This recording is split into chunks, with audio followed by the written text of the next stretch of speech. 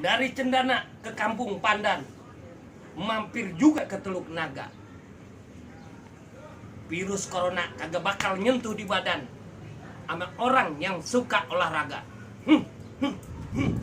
Tuh.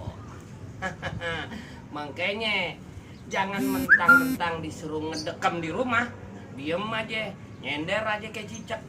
Kita kudu olahraga juga sesuai dengan bidangnya. Yang bisa lari, ya. Yang main bulu tangkis mungkin ogah ke lapangan tapi bergerak juga badannya. Yang biasa poli, yang silat, karate, semuanya. Pokoknya kudu bergerak, jangan diam aja sambil berjemur di matahari. Ingat, jangan sombong kita, mentang-mentang merasa diri paling hebat, kuat, bisa jalan di atas air, kagak mempan ditembak, dianggap kecil virus. Virus kagak bisa kelihatan sama mata kita.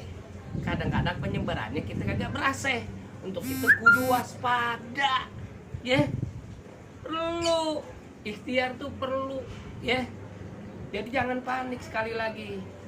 Makanya karena virus ini semuanya datangnya dari Allah, sebagai kita orang yang beragama, kebetulan saya umat Islam, sholat jangan ditinggal, zikir banyakin, berdoa dan usaha.